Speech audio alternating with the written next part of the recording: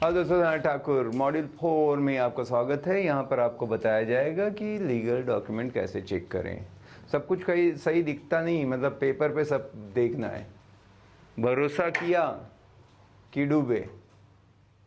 ठीक है, तो मैं कुछ चीज़ें बताऊंगा। अभी यहाँ पर क्या है कि अलग अलग स्टेट में इंडिया में थोड़ा थोड़ा चेंजेस हो सकता है, बट एक आइडिया ये दूंगा आपको। आप फिर भी किसी अच्छे एक लॉयर को जो प्रॉपर्टी में ही स्पेशलाइज्ड है, एक्सपर्ट है, ज़रूर अपने डॉक्यूमेंट चेक करा लें कोई भी प्रॉपर्टी लेने से पहले। पर थोड़ी जो समझ आपको होनी चाहिए वो मैं यहाँ बताऊँगा। बहुत निहायती ज़रूरी है। कुछ 5-10 हज़ार, मैक्स टू मैक्स 15,000 रुपये कोई चार्ज करेगा, पर इतने में ही हो जाता है, खाली पेपर चेक कराना है। तो ठीक है, चलिए स्टार्ट करते हैं। तो मॉड्यूल 4 होगा डॉक्यूमेंट्स एंड लीगल चेकलिस्ट। सब कुछ सही दिख रहा है, पर लीगल है क्या? ऑब्जेक्टिव रहेगा घर लेने से पहले कौन से डॉक्यूमेंट वेरीफाई करने चाहिए, कैसे बिल्डर या एजेंट का फ्रॉड से बचा जाए, लॉयर हायर करना कब और कैसे जरूरी है। लॉयर हायर करना ही चाहिए, है ना? इतना पैसा डाल रहे हैं। आप देखोगे ना, जब बड़ी चीज़ लोग लेते हैं तो ज़रूर एक्स्ट्रा गारंटी वारंटी लेने में कोई खर्च नहीं करते। छोटा ले रहा हूँ तो ऐसे नहीं, पर जो BMW है, जो बड़ी गाड़ियाँ लेते हैं, देखना वो बोलेंगे एक्सटेंडेड वारंटी और ये सब दे दो। कौन पंगा ले, क्योंकि कुछ निकल गया तो बहुत बड़ा खर्चा आएगा, है ना? अब ये बड़ी चीज़ है अपने लिए, तो थोड़ा सा 5,000 10,000 और खर्चा करके लीगल जो है लॉयर को लेना है। घर तो पसंद आ गया, लेकिन टाइटल क्लियर है या नहीं ये पता है क्या? और पेपर वर्क गलत मिला तो सपना घर का बन सकता है, लीगल हेडेक। अब क्योंकि मैं 13 साल लगभग हो चुके हैं और हमने हजारों सौदे किए हैं, एक से एक ऐसे ऐसे केस आए कि पूछो मत। एकदम सब कुछ सही था, पर कुछ ना कुछ मतलब उसमें दिखा। जैसे मैं एक सिंपल बताता हूँ, रिसेल में एक डील हो रहा था और सब हुआ, कुछ बताया नहीं। जिस दिन रजिस्ट्रेशन के लिए हस्बैंड वाइफ के नाम पे नॉर्मली रहती है प्रॉपर्टी, तो उस दिन हम खड़े हैं रजिस्ट्रेशन में, बायर सेलर सब, हमने पैसा दे दिया, फुल ट्रांसफ़र सब कुछ। अब हस्बैंड तो आ गया, वाइफ आई नहीं रही है। हम कहे कि ये क्या हो गया, ये यहाँ वहाँ के रीज़न दे रहा है। फिर उसने धीरे से देखा वो चिंता है, परेशान है, नहीं तो नॉर्मली एक साथ आ जाते। तो इनका कोई डिवोर्स का इशू था, है ना? तो उसके कारण वाइफ का कुछ इसका डिस्प्यूट हो गया आखिरी वक्त पे कि इतना पैसा तुम्हारे अकाउंट में जाएगा, इतना मेरे में जाएगा, और नहीं जम रहा, वो तैयार ही नहीं है साइन करने को। अब लो, हम पूरा पेमेंट कर चुके हैं, सोचो कितना बड़ा बवाल ले लिया था। अब ये तो कोई पता नहीं रहता ना कि सामने वाले का क्या है क्या नहीं है। तो ऐसे मतलब एक बात बता रहा था कि ऐसे एक बार रेंटल में है, मतलब वो निपट गया जैसे तैसे। फिर अब मैंने कहा कि सर ठीक है, जो भी लड़ाई आप आपस में निपटाओ, कुछ जो भी वो चाहते हैं, 10-20 लाख उनको ज़्यादा चाहिए था वो इतने में, तो फिर उसने अपना मान मनव्वल करके वो निपटाया। बंदा अच्छा था, बहुत सब ठीक था, पर नहीं तो फिर गए थे काम से। जहाँ भी सावधानी हटी दुर्घटना घटी। डबल चेक करो। मतलब बोलते हैं कि आप इतना अलर्ट रहो कि जब आप ले रहे हो तो एक दोनों आंख बंद करके मत सो, एक खुली रखो सोते वक्त भी, इतना ध्यान रखना है। ठीक है, भरोसा है, अरे देखा है इनको, जानता हूँ, कोई भी कुछ भी कर सकता है।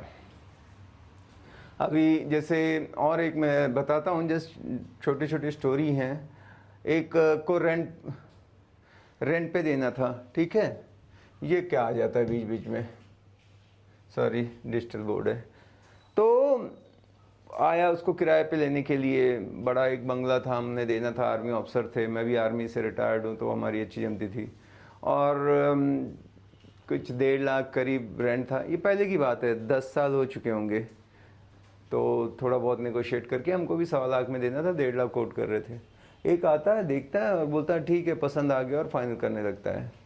हम कहे कि इतना आसानी से कोई बोल दे तो ज़रूर शक करो। तो हम बोले कि ठीक है, बताते हैं ओनर से। और मतलब जो ओनर थे बंगलो के, ब्रिगेडियर साहब थे, वो कि ठीक है सनत, जैसे बोलो, आपने चेक कर लिया आपके भरोसे पे। तो मैंने ऐसे ही उसका चेक किया, क्योंकि उसके फ़ोन आने लगे सवेरे शाम। मैंने कहा 2 दिन का टाइम दो। ऐसे ही मुझे थोड़ा सा ऐसा सस्पिशियस हो गया मैं। तो उसका गूगल करा तो पता लगा अरे ये तो बहुत बड़ा फ्रॉड आदमी है। और ये हर बार ना अलग अलग कार लाएगा, BMW, मर्सिडीज, सारे रेंज रोवर, पता नहीं क्या क्या, तो सामने वाला एकदम भौकाल। पर जब ये मुझे फ़ोन करने लगा तो मैंने सोचा चेक करो, तो ये क्या करता था कि ऐसे बंगले ले लेगा जो इंडिपेंडेंट है और जो एजेड पर्सन है, ज़्यादा ना भाग दौड़ नहीं कर सकते। और हाँ, हमको शक क्यों आया, तो हो गया सौदा, मैं भी तैयार था। फिर बोला चाहिए तो मैं 3 साल का ना एडवांस दे देता हूँ रेंट, कि आपको बार बार हर महीने देने की ज़रूरत नहीं है। और ऐसे, और उसने आर्मी अफसर का ही लड़का भी बना दिया अपने आप को, बता दिया ऐसे ऐसे कर्नल थे मेरे आर्मी में फादर, तो हमको थोड़ा सा ट्रस्ट बिल्ड करने के लिए। अब जब उसने बोला इकट्ठा मैं 3 साल का रेंट भी एडवांस में दे देता हूँ, मतलब 36 लाख भारतीय, 36 प्लस जो भी 30-40 लाख ये कर दो, लगा ये हम मांग भी नहीं रही है, क्यों देने के चक्कर में। तो तब मुझे ऐसा ट्यूबलाइट जली कि चेक करते हैं थोड़ा सा, ऐसा तो पहली बार हो रहा है। तो पता लगा वो फर्जी आदमी था, उसने कितने लोगों को ठगा था, मतलब साल 2 साल में एक आध को बढ़ा, क्योंकि इसकी वैल्यू कुछ सम करोड़ में रहेगी। तो चलो 10-15 करोड़ जो भी है।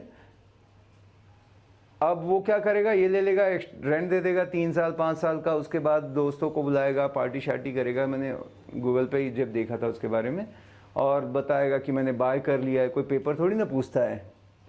और फिर 2-1 साल रहने के बाद यहाँ के लोगों से कनेक्शन वगैरह बढ़ा के, और फिर क्या करेगा, उसको उसके फर्जी पेपर ऊपर बना के और बेचने के लिए निकाल देगा, और बोलेगा विदाउट लोन कोई है ऐसा, मुझे अर्जेंसी है। मतलब पता लगा उसने पहले कैसे किया था ये फ्रॉड, और उसके बाद वो घर बेच देगा, क्योंकि हर महीने कोई ऑनर आ नहीं रहा है कि सब ठीक है, रेंट भी मिल गया है, कोई पूछेगा नहीं, और उसके बाद बेच के निकल जाएगा। फिर ढूंढते रहो, और आजकल सब मैनेज हो जाता है। जब आपके पास है ना 10 करोड़ का आ गया तो 1-2 करोड़ यहाँ वहाँ बांट दिया तो हो गया आपका काम। और ऐसे किए थे उसने, तो फिर ऐसे तो ये, और मतलब 10 में से एक आध केस में कुछ ना कुछ खुराफात रहती है, थोड़ा ध्यान देना ही पड़ता है। तो जो भी है ब्लैक एंड वाइट में लीगल पेपर चेक करो, कहने का ये मतलब है। हर कोई ऐसा गलत होगा मैं नहीं बता रहा हूँ, पर चेक करने में फ़ायदा है। जहाँ भरोसा किया फिर फंसोगे। टॉप 10 डॉक्यूमेंट हर बायर को चेक करने चाहिए। वो क्या है, टाइटल डीड। टाइटल डीड में क्लियर होता है कि भाई किसके नाम पे लैंड, किसके नाम पर है। अब ये अलग अलग स्टेट के हैं, लेकिन ये टाइटल डीड आप बोलोगे तो आपको पता लग जाएगा। जैसे यहाँ लैंड, अगर मैं पुणे महाराष्ट्र में बात करूँ तो 7/12 एक्सट्रैक्ट होता है, 7/12 एक्सट्रैक्ट, तो उससे पता लग जाता है ओनरशिप या उनकी शेयर डीड वगैरह भी है। तो ऐसे करके आपको लॉयर जैसे कि रखना है, पर मैं बता रहा हूँ कि पहले टाइटल डीड चेक करना है। बिल्डर का बेचने का लीगल राइट है क्या। कई बार क्या होता है कि जेवी में, जेवी मतलब जॉइंट वेंचर में कोई प्रोजेक्ट होता है कि एक समझो बंदे की ज़मीन है, बिल्डर और उसका एग्रीमेंट हो जाता है, उनके शेयरिंग रहते हैं 50-50, 60-40। तो फिर ये डेवलप करता है, उस पर कंस्ट्रक्शन ये करेगा, ज़मीन उसकी है, खरीदने के बहुत सारे ऐसे प्रोजेक्ट करते हैं। तो वो सब उनका है, लीगल राइट है उसको बेचने का, क्या हुआ है वो जानने का अधिकार आपको जान लेना चाहिए। उसके बाद क्या है, एग्रीमेंट फॉर सेल। ये बहुत बड़े डॉक्यूमेंट रहता है कोई भी प्रॉपर्टी का, एग्रीमेंट टू सेल। और 2 बार होता है, डीड ऑफ असाइनमेंट बोलते हैं, सेल डीड होता है। जब हम रिसेल में करने जाते हैं, अगर दोनों पार्टी के लोन हैं तो ऐसे agreement to sell, sale deed करनी पड़ती है। और ये अगर रिसेल है तो chain of all the agreements, जो बिल्डर से पहले ने लिया, पहले से दूसरे ने, तीसरे, जितनी बार हुआ सबका होना चाहिए। पर सबसे जो इम्पोर्टेंट कॉपी होती है, जो फर्स्ट बिल्डर टू फर्स्ट जो बायर होता है वो होता है। तो ये इन चीज़ों का ध्यान रखें, वो सारी कॉपी रहे। बुकिंग के बाद जैसे हम बुकिंग कर देते हैं बिल्डर की, अभी मैं गया, प्रॉपर्टी देखा, जम गई, फिर मैंने उसका 10% पेमेंट किया, और स्टैम्प ड्यूटी, रजिस्ट्रेशन, ये चार्जेस भरने के बाद विद इन मंथ हम एग्रीमेंट टू सेल कर लेते हैं, तो उसी को एग्रीमेंट टू सेल बोलते हैं। और रिसेल का थोड़ा सा डिफरेंट होता है procedure. Read every line, specially payment plan, position clause. जब भी आप एग्रीमेंट टू सेल करने जाओ ना, वो कोशिश ऐसा करते हैं कि आपको उतना टाइम नहीं देते, बस आ जाओ ऐसे ही। पर आप उनसे ज़रूर बोलो कि उसका जो एक ड्राफ्ट है मुझे मेल कर दें, मैं वो पढ़ने के बाद ही, मतलब 2 दिन का टाइम ले लें कि मैं पढ़ूंगा या अपने लॉयर को भेज दूंगा, उसमें कुछ ऐसे क्लॉज हैं तो उसके बारे में डिस्कस कर लो। वो चाहते हैं कि कुछ मतलब आपको पूरा बताने से उनको 2-4 क्वारी निकलेगी, ये वो होगा, तो वो चाहते हैं कि थोड़ा सा पूरा एकदम एंड टाइम पे रश करके बोलें जल्दी आ जाओ, अपॉइंटमेंट लिया हुआ है, ऐसे वैसे। पर आप बोलना कि ये मैं पढ़ के ही करूँगा जो भी है। और ये सारे क्लॉज को थोड़ा ध्यान से देख लेना। सेल डीड मैंने बताया था, डीड ऑफ असाइनमेंट भी कहते हैं, ठीक है। तो घर फाइनल होने पर रजिस्ट्री के वक्त बनता है, जब आप घर एकदम फाइनल होता है वो सेल डीड होता है। तो लोन वाले केस में ऐसा होता है कि एग्रीमेंट टू सेल और सेल डीड। अभी बिल्डर का जो यहाँ पर है, जैसे पूना महाराष्ट्र में, तो एग्रीमेंट टू सेल हो जाता है, उतना ही रहता है। बाद में पूरी सोसाइटी का कन्वेंस डीड बनता है सेल डीड के, जब आप फर्स्ट टाइम बाय कर रहे हो, ठीक है। तो अब इसके ऊपर अगर डिटेल चाहोगे तो एक पूरा अलग से बनेगा इसमें कि क्या क्या कब होता है। बट एक नॉर्मली मैं ये बता रहा हूँ, आप बेटर है कि एक लॉयर को इन्वॉल्व करें। अगर थोड़ा बहुत समझ जाते तो ठीक है, नहीं तो एक लॉयर रख लें, वो ज़्यादा अच्छा रहेगा। बट सेल डीड होता है जो फाइनल रहता है।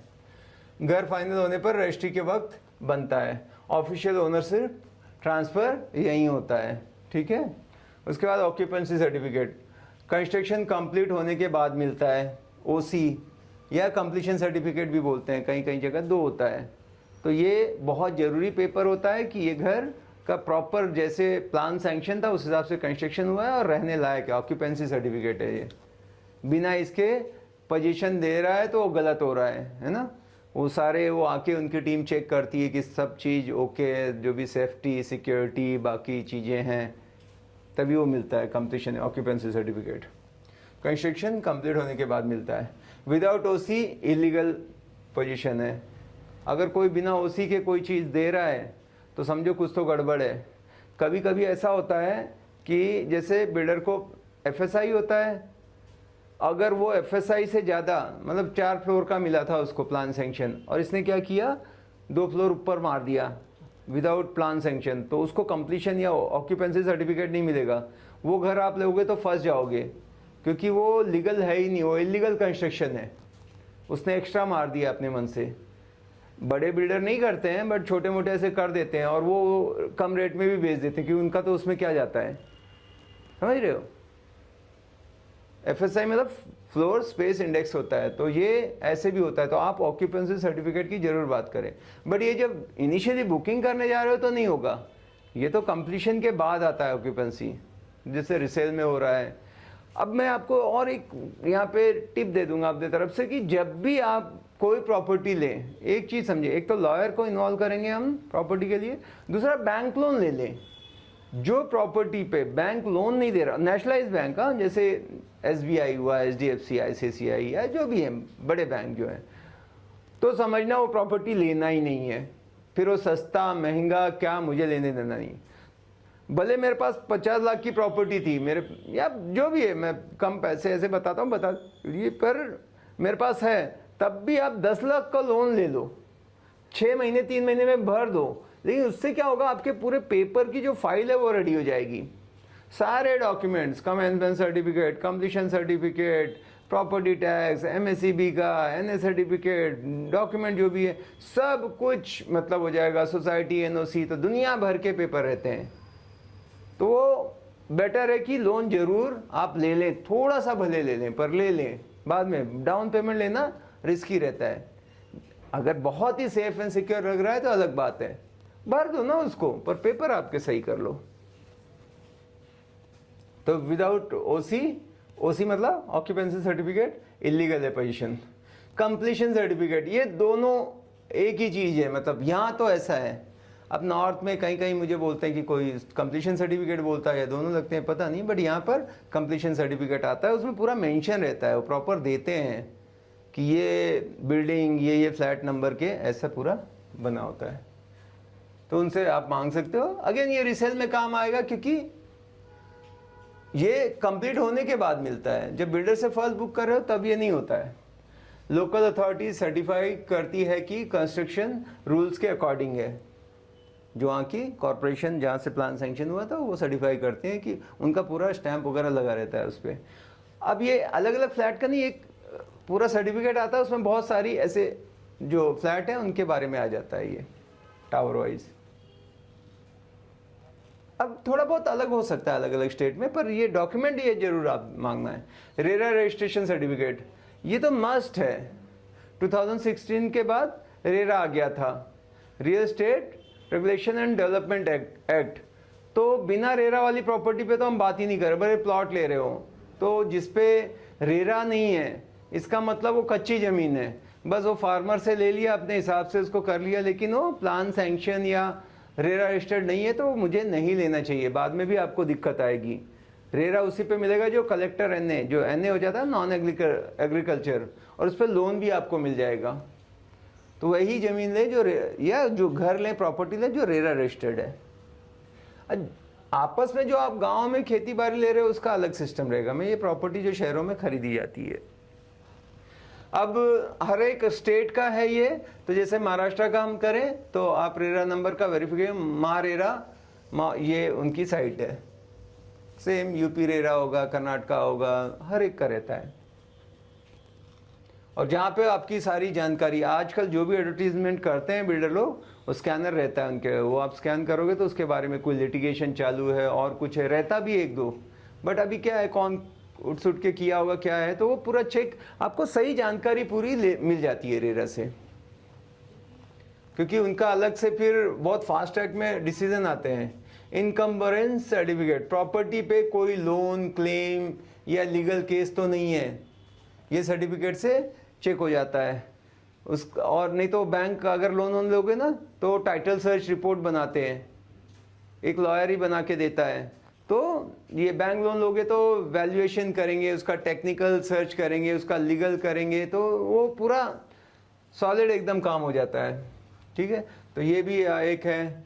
8th है अप्रूव्ड बिल्डिंग प्लान, अथॉरिटी ने जो सैंक्शन किया है वही बन रहा है। क्या अप्रूव्ड जो ना सैंक्शन प्लान रहता है, कभी कभी हम बोलते हैं ना ब्लूप्रिंट है, ऐसे बड़ा सा पेज रहता है टेबल साइज का, सैंक्शन प्लान होता है वो भी इम्पोर्टेंट, उस पर सील उल आर्किटेक्ट का सब लगा रहता है, प्लान सैंक्शन जो बोलते हैं। खाता सर्टिफिकेट, प्रॉपर्टी टैक्स रिसिप्ट होती है, जो ये मतलब कर्नाटका जैसे स्टेट में लागू होता है, प्रॉपर्टी टैक्स पेड है या नहीं। आजकल ये सारी चीज़ें आप ऑनलाइन भी धीरे धीरे सब करते चले जा रहे हैं, तो आप कौन से स्टेट में क्या है, नहीं तो प्रॉपर्टी टैक्स वगैरह का है, आप जैसे उनसे मांग लो, सब चेक कर सकते हो कि उसके ऊपर किसका नाम दिख रहा है, बिल पे है क्या नहीं। नो ऑब्जेक्शन सर्टिफिकेट, एनओसीज रहती हैं, fire, water, electricity, environment department से क्लियरेंस। अगर आप मतलब रिसेल में ले रहे हो तो सोसाइटी आपकी एनओसी देती है, अगर सोसाइटी नहीं बनी है तो बिल्डर एनओसी देता है, उससे पता लग जाता है कि भाई इनका कोई ड्यूज नहीं है, सब पूरा पेमेंट हो चुका है, मेंटेनेंस हो या और कोई चीज़, तो ये एनओसी बहुत इंपॉर्टेंट होती है। और बैंक से आप ले रहे हो तो एनओसी के बिना वो देंगे ही नहीं। ठीक है, तो वो कुछ डॉक्यूमेंट थे। उसके अलावा भी मैं आपको बता दूं तो जैसे कोई चीज़ स्टार्ट होती है, रेरा रजिस्ट्रेशन देखा हमने, कमेंसमेंट सर्टिफिकेट एक आ जाता है, प्लान सैंक्शन जो भी रहता है वो आ जाता है ना। और रिसेल में फिर बहुत सारी प्रॉपर्टी टैक्स, लाइट बिल ये ऐड हो जाता है, सोसाइटी रजिस्ट्रेशन सर्टिफिकेट आ जाता है, एनओसी आ जाता है ना, कंप्लीशन या ऑक्यूपेंसी सर्टिफिकेट आ जाता है, उसकी जो भी फिर agreement to sell, deed of assignment, ये सारी चीज़ें आ जाती हैं। कोशिश करें कि कोई चीज़ पावर ऑफ अटॉर्नी वगैरह है तो लॉयर से पक्का चेक कर लें, क्योंकि पावर ऑफ अटॉर्नी का अभी ऐसा है कि ब्लड रिलेशन में जैसे माँ बाप बेटे इतने में ही चलती है। पहले ऐसा होता था कोई किसको भी दे देगा, तो उसमें फ्रॉड बहुत होते थे, पड़ोसी को, इवन ब्रोकर को दे देंगे पावर ऑफ अटॉर्नी, फिर वो 10 लोगों को भेज देगा पावर ऑफ अटॉर्नी होल्डर है जाके, तो ज़्यादा फ्रॉड उसमें हुआ था। बट अभी ज़्यादा को ऐसे दे नहीं सकते। फिर वो कैसी पावर ऑफ अटॉर्नी है, कोई एनआरआई से आप ले रहे हो तो उसके फिर है ना वो खुद साइन करने आ रहा है क्या नहीं, एक रहता है कि वो उसमें बहुत सारे चीज़ें रहती हैं। तो बेटर है कि फिर एक लॉयर और बैंक लोन, ये आपको हमेशा बचा लेगा। लॉयर हायर कब करना चाहिए आ जाते हैं, तो अगर प्रोजेक्ट अंडर कंस्ट्रक्शन है कर लो लॉयर, अगर रिसेल फ्लैट रहे फिर तो बिना लॉयर के काम ही नहीं होगा, अगर बिल्डर अननोन या न्यू है तब भी कर लो, अगर आप एनआरआई बायर हो तो मैं हर हालत में एक कर ही लो। अगर प्रॉपर्टी लेन देन आपका चलते रहता है, एक अच्छे लॉयर से आप कांटेक्ट बना के रखो, दोस्ती खाते में भी बता देंगे। अगर पूरा काम आपका वो नहीं कर रहे हैं, पेपर वर्क, लीगल डॉक्यूमेंटेशन, या खुशी खुशी कुछ देने में कोई प्रॉब्लम नहीं, 1 करोड़ खर्चा कर रहे हैं, 2-5 हज़ार और जाएगा, बट वो बोल देगा ओके, या कुछ ना कुछ आपको गाइड कर देगा। हम पूरा एग्रीमेंट नहीं समझते, ये क्लॉज का क्या होगा, ये क्या चीज़ है ना, तो लॉयर का कर लो।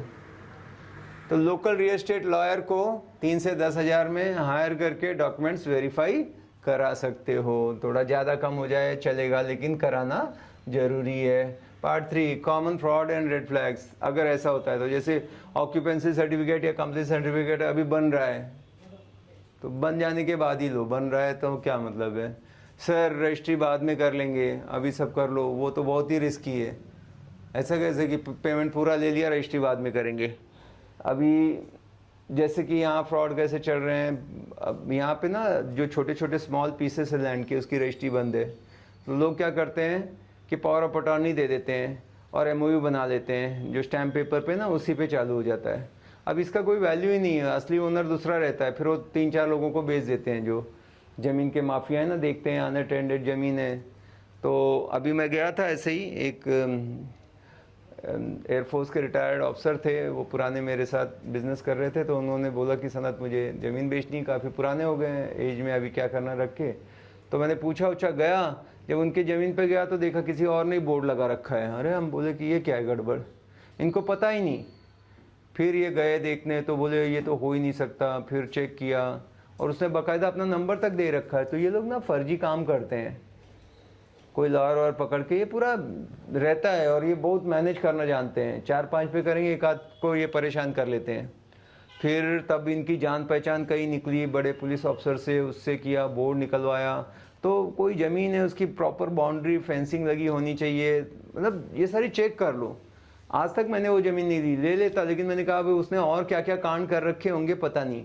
एक बार अगर कुछ ऐसे लग जाए ना, तो ज़्यादा कैरिड नहीं होना है कि वो चीज़ है, और स्पेशली जब चांस की मिल रही है, सस्ती मिल रही है। ये मुझे ऐसे बोल रहे थे ठीक है जो सही लगे वो रेट दे दो, तो मैंने कहा चलो, मतलब पेमेंट का भी मुझे फ्लेक्सिबिलिटी था, आराम से धीरे धीरे दे सकता था, तो उस हिसाब से मैं ले रहा था। पर जब हुआ मैंने कहा ना बाबा ना, अभी तक उनकी बिकी नहीं है। तो क्या कब हो जाएगा पता नहीं, तो इसलिए एकदम पक्का काम है वही लो। तो जो, क्योंकि इस केस में, हाँ मैं जो बोल रहा था क्यों नहीं दिया, क्योंकि यहाँ रजिस्ट्री हो नहीं रही है। मैं एमओयू पे मतलब स्टैम्प पेपर पे करके ले लूँगा, अब कब तक नहीं होगी, तो मेरा कोई हक ही नहीं है। उसको मैं बेचने जाऊँगा तब दिक्कत। और क्या है कि कभी रेट बढ़ गए अचानक, कुछ अच्छा नया हो गया, रेट डबल टिबल हो गए, तो ओनर की नीयत बदल गई, तो बाद में वो नहीं साइन किया, कुछ हो गया, पलटी मार गया, तो बहुत गड़बड़ होता है। ऐसा हुआ है सर। रजिस्ट्री कभी मैं बना, इसके बाद फ्रॉड पे एक सीरीज़ बना दूंगा, तो उसमें बहुत सारी चीज़ें बताऊंगा। आज ऐसे थोड़ा सा सिंपल रख रहा हूँ, पहली बार बाय कर रहे हो, थोड़ा लाइट जाने दो, फिर हम आप बनाते रहेंगे, आप लोग बताना कि और चाहिए डिटेल नॉलेज तो।